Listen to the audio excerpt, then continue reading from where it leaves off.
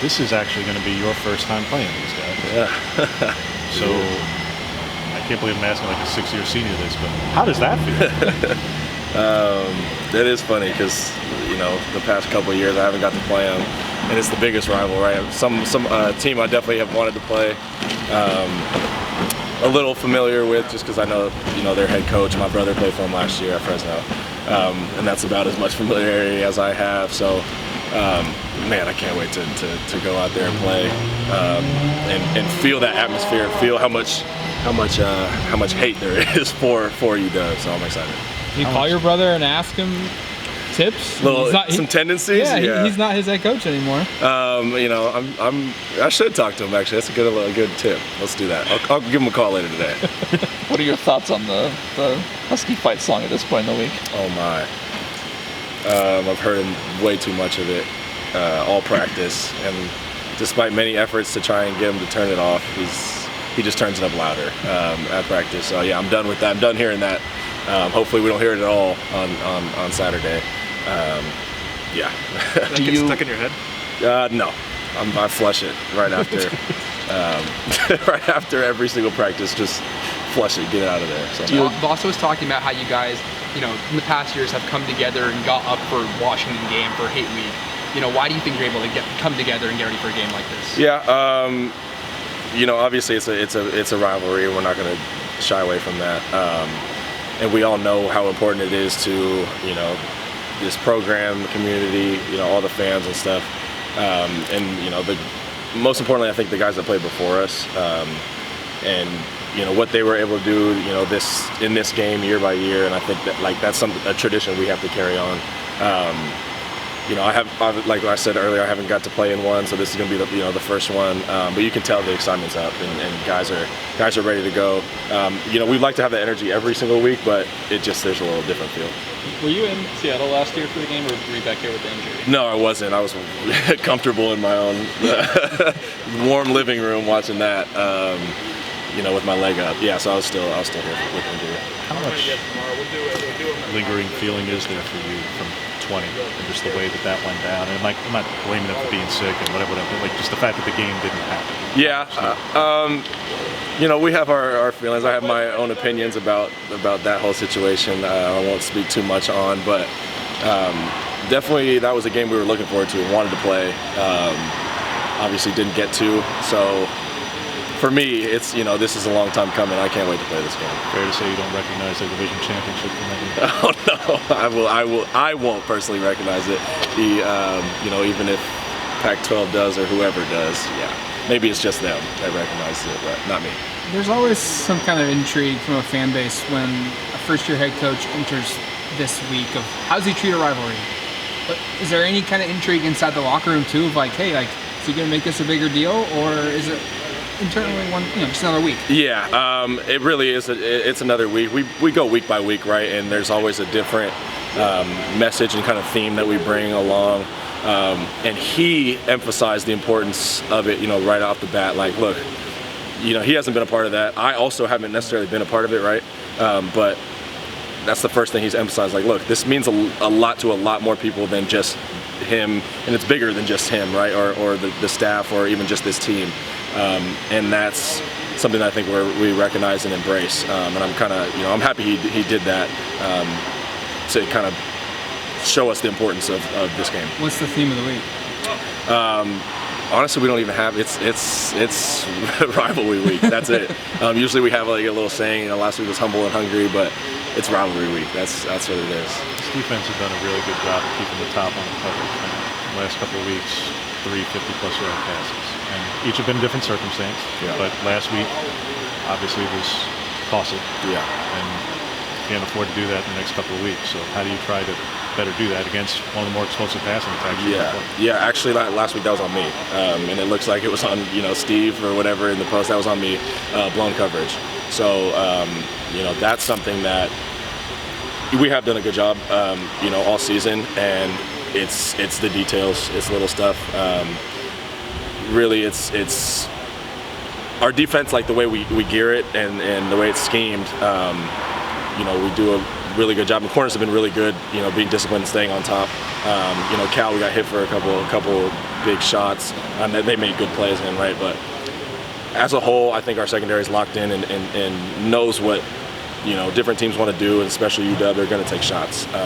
So we know we got to keep that top on, and me especially, I owned up to that mistake, and I need to fix it. Right, that's something that I need to do, and make sure that we're all communicating as a defense, so everybody's on the same page. What type of challenge does Penix present that maybe some other quarterbacks in the Pac-12 don't? He's obviously they throw the ball all the time, right? Number one passing offense in the nation, whatever it is. Lefty, obviously a little different look. Gets that ball out really quick. Got a quick release. He does, I think, the best job out of all the quarterbacks we've seen of going from read to read and keeping his plays alive. Now, he's not a huge scrambler, because they need him in the game. Don't want him to get hurt, but he has the ability to. He can run and create plays with his feet. But his eyes are always downfield, and he's looking from his reads to his reads, and he doesn't panic, I think. So he's definitely going to be a tough challenge. How does his ability to go from read to read, I guess, change your approach to defense? Are you staying more disciplined? You want to stay as disciplined as possible, right? At all times. But you just know that some guys may be a 1-2. Okay, I'm getting out of the pocket type of guy. We know he might sit in there and be able to go through his progressions. So really, yeah, it has a lot to do with discipline. When we're playing zone, it's all about zone breaks when that ball comes out. And then man-to-man, you got to plaster and stay with your guy. They like to get in a lot of double moves and kind of, there's option routes, a lot of stuff. So we just have to be disciplined, I think, is the main thing. How much similarities are there between just the talent at receiver in Washington and Arizona? So they also had 3 really good receivers, and just kind of the stresses that they put on. Yeah, this is definitely a really good receiving core. They can all do it at different positions, and they give a whole ton of different looks. Arizona also had a really good receiving core. I think they were a little younger, but similar in the way that they want to take shots, similar in the way that they want to spread the field open and try and find stuff. And I think it's going to be somewhat similar. We expect them to bring probably a little more juice, but it's not like it's something we haven't seen before. So we're getting ready to shut that down. Arizona, we would say, is the most similar offense you face. Is that fair? Yeah. Let me try and go through. Yeah, I'd say so far. I'm talking about third down all season long, and these guys are one of the better third down offenses, and I think lead the country, or nearly lead the country in passing 10+ yards. Yeah. How can you guys better bottle them up and get some better results on third down? Yeah, and our third down defense has been trending up. Didn't start well, but we've been doing a little bit better. And that's something that's just like, and I say it all the time, but it's the details, the littlest stuff. At this point in the season, we got the meat of it down. We understand our jobs. Now you have to break it down into just the intricacies of it.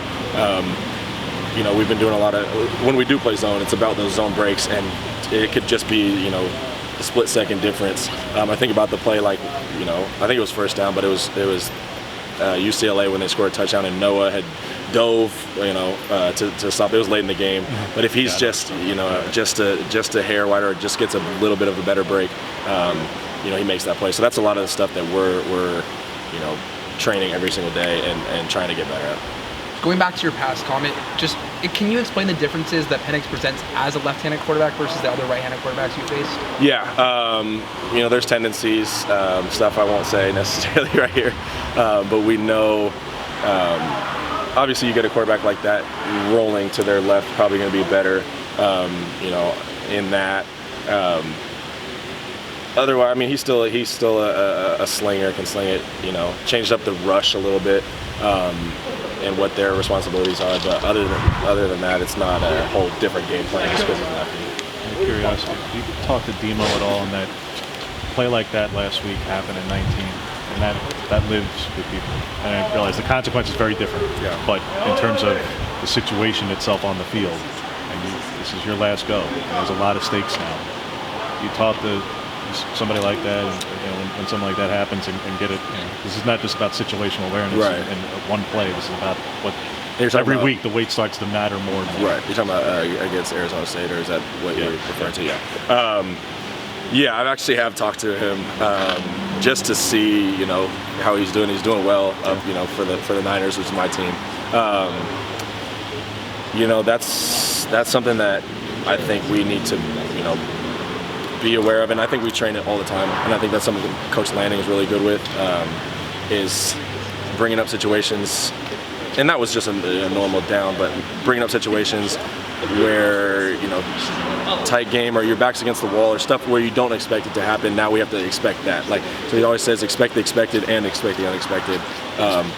And so I think our situational awareness, like you said, has gotten better. We need, as a leader, on the defense, that's something that I look for. Okay, this is a down where they might do a double move. They might come with some trick play based on a formation or something. And so that's something we'll alert, and that's film study.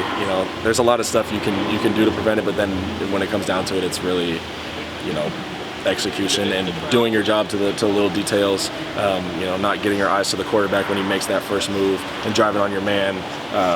The drive angle, if it's the right way, then he can't run the double move because of collision. So it's just stuff like that. But it starts, I take that responsibility and understanding that I have to look out for different situations and know when these things might present themselves. All good. All right, thanks.